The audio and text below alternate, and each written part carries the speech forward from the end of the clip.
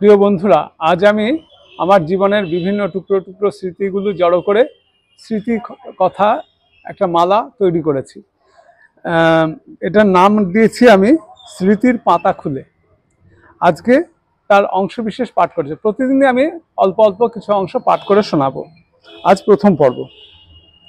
আমি দীপঙ্কর ভট্টাচার্য, ডাক নাম বাপি। আমি পেশা একজন হোমিওপ্যাথি চিকিৎসক। বাবা, মা, আমি আর আমার ছোট ভাই শুভঙ্কর, যার ডাক নাম রাজু, এই নিয়ে আমাদের সুখের পরিবার। রাজু অর্থাৎ শুভঙ্কর বিবাহিত। ওর একটা কন্যা সন্তান আছে, নাম কিয়ানা। ও বর্তমানে ক্লাস 8-এ পড়ে।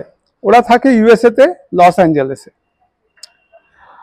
আমার যে ভাই বউ অর্থাৎ রাজুর স্ত্রী, তার নাম হচ্ছে অনামিকা, বাড়ি আলিগড়ে। ওরা জৈন সম্প্রদায়ভুক্ত, সম্পূর্ণ নিরামিষাশী। ওদের বিয়ে পরস্পরকে ভালোবেসে। রাজু তখন মুম্বাইয়ে একটা চাকরি করে।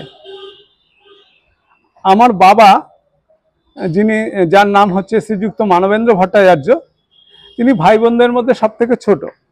বাবার জন্ম বাংলাদেশের ময়মনসিংহ জেলার নেত্রকোনা সাব ডিভিশনের সুখড়ি গ্রামে। বাবার বয়স এখন প্রায় 90। বেশ শক্ত সামর্থ্য ছিলেন বাবা বছর 2 আগে পর্যন্ত। বই পড়ার অসম্ভব নেশা ছিল। এক কথায় তিনি ছিলেন বুকওয়ার্ম। বিভিন্ন বিষয়ে জ্ঞান ছিল অগাধ। তিনি পোস্ট অ্যান্ড টেলিগ্রাফ ডিপার্টমেন্ট থেকে chief accounts officer, computer cell থেকে রিটায়ারমেন্ট করেছেন 1993 সালে। তিনি হলেন সেই সব মানুষগুলোর মধ্যে একজন যারা প্রথম সরকার থেকে কম্পিউটার শেখার জন্য ফ্রান্সে গিয়েছিলেন।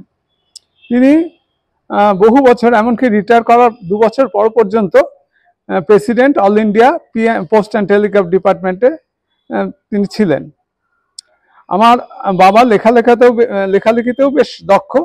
মহাকবি কালিদাসের মেঘদূত কাব্যগ্রন্থের সংস্কৃত এবং বাংলা রূপ আমার বাবা এবং আমার মেজো জ্যাঠামশাই শ্রীযুক্ত রমেন্দ্র ভট্টাচার্য মহাশয় দুজনে মিলে করেছিলেন। এটি পারুল প্রকাশনী থেকে 2015 সালে প্রকাশিত হয়েছিল। শ্রদ্ধেয় কবি ও লেখক শ্রীযুক্ত শিবদাস বন্দ্যোপাধ্যায় মহাশয়ের সাথে বাবার খুব সখ্য ছিল। তিনি তার উপর একটা বইও লিখেছিলেন। এছাড়া বিভিন্ন ম্যাগাজিনে রবীন্দ্রনাথ, বিবেকানন্দ ইত্যাদি মহাপুরুষ সম্বন্ধে তিনি অনেক লেখা লিখেছিলেন। বাবার বিভিন্ন গুণের মধ্যে আর একটা মহৎ গুণ হলো সব স্মৃতিগুলো সংগ্রহ করে রাখা। কোনো কিছুই তিনি ফেলে দিতেন না, যত্ন করে সংরক্ষণ করে রাখতেন। অতিথি বৎসলতা এবং দান করা আরও তার দুটো মহৎ গুণ ছিল। সৌভাগ্যক্রমে এই সব কটা গুণই আমার মধ্যে বর্তেছে। বাবারা 4 ভাই 2 বোন। ঠাকুরদা শ্রীযুক্ত অশ্বিনী কুমার ভট্টাচার্য মহাশয় অত্যন্ত রাশভারী লোক ছিলেন। শোনা যায় তার কথায় যেন বাঘে গরুতে এক ঘাটে জল খেত। ঠাকুমা শ্রীমতী প্রাণদা সুন্দরী দেবী ছিলেন মমতার প্রতিমূর্তি। তিনি প্রায় 100 বছর জীবিত ছিলেন।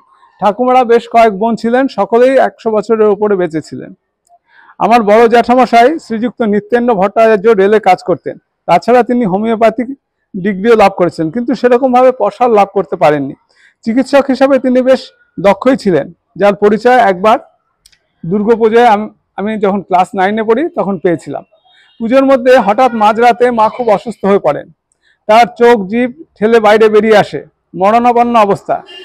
তাই দেখে বাবারও নার্ভাস ব্রেকডাউন হয়ে গেছিল। তিনিও কাটা পাঠার মতো ছটফট করতে লাগলেন। তখন দুজনকে নিয়ে বাড়িতে হুলস্থুল অবস্থা। মামা বাড়ির পাশের বাড়িতে একজন হোমিওপ্যাথি নিয়ে পড়তেন, তাকে আমরা বরুণ মামা বলতাম। তার বাড়িতে অনেক হোমিওপ্যাথি ওষুধ ছিল। তখন হোমিওপ্যাথি 100 পাওয়ারের ওষুধ পাওয়া যেত, যেটা বর্তমানে 200 পাওয়ার পাওয়া যায়। জ্যাঠামশাইয়ের কথা মতো আমি তৎক্ষণাৎ বরুণ মামার কাছ থেকে অ্যাকোনাইট 100 নিয়ে আসলাম।